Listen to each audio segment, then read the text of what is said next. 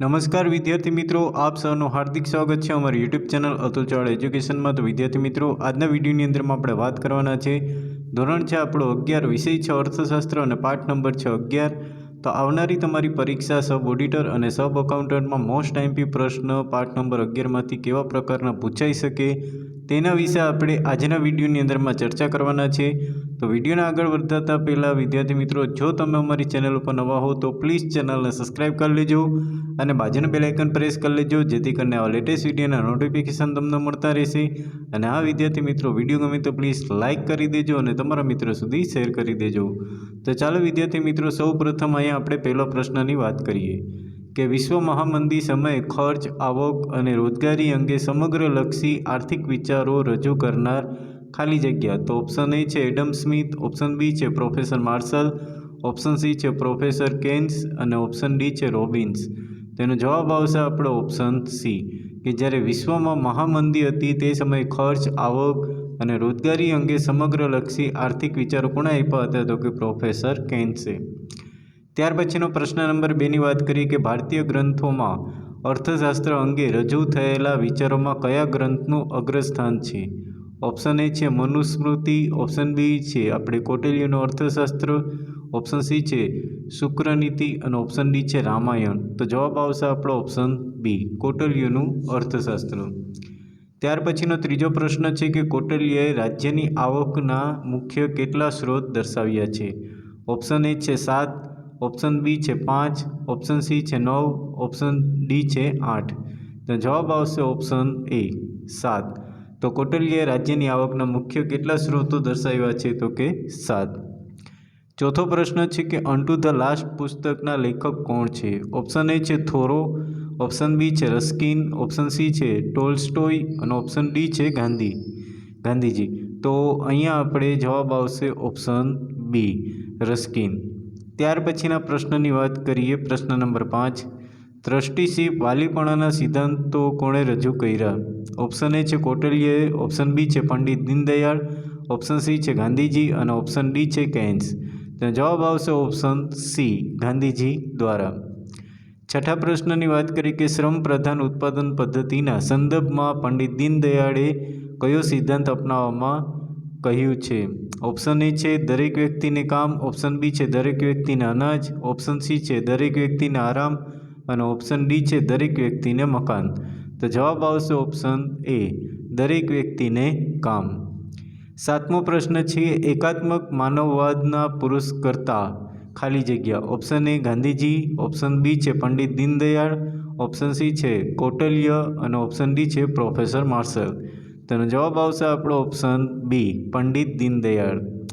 આઠમા પ્રશ્નની વાત કરી કે માનવ કલ્યાણને લક્ષ્યમાં રાખીને આર્થિક વિચારો રજૂ કરનાર અર્થશાસ્ત્રી કોણ હતા?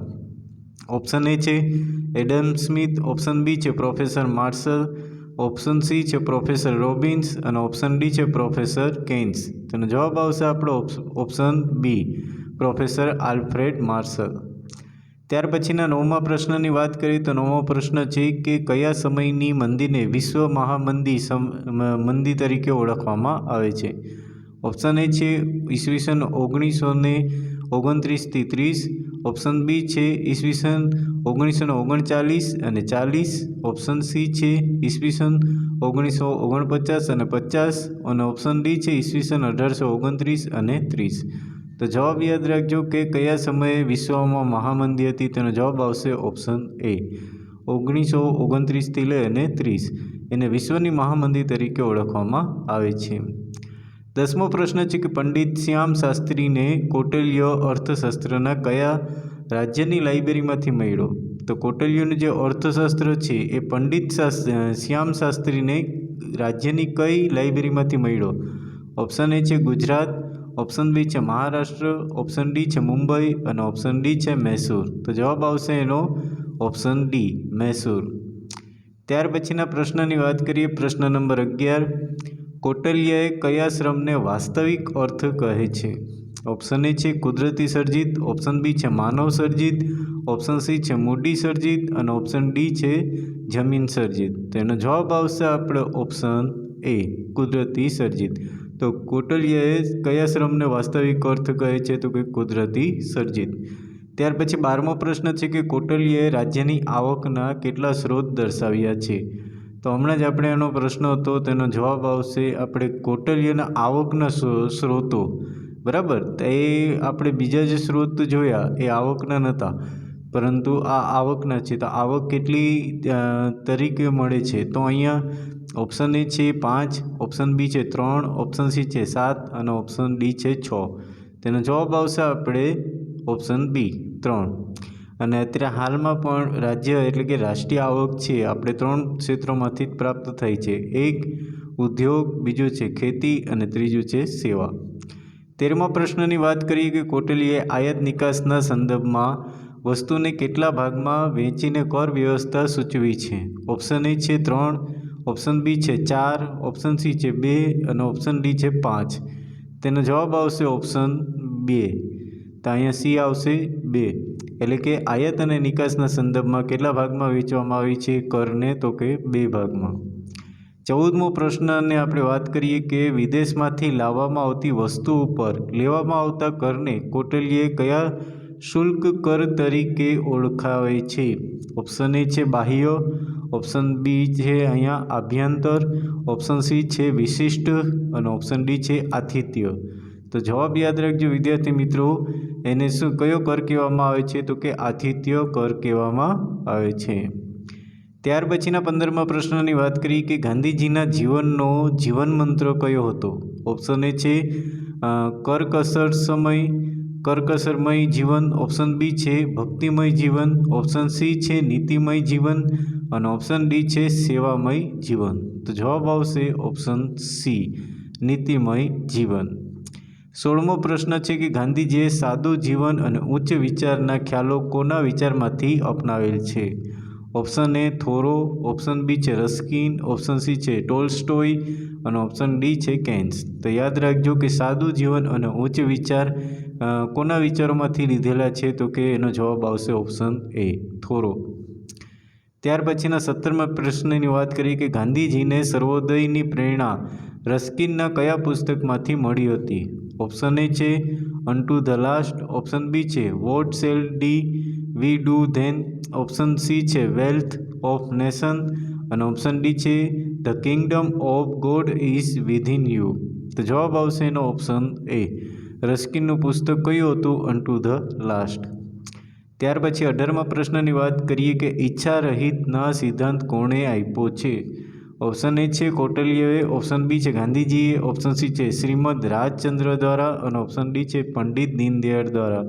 તો જવાબ આવશે ઈચ્છા રહિતનો સિદ્ધાંત કોણે આપેલો છે? તો કે ગાંધીજી દ્વારા.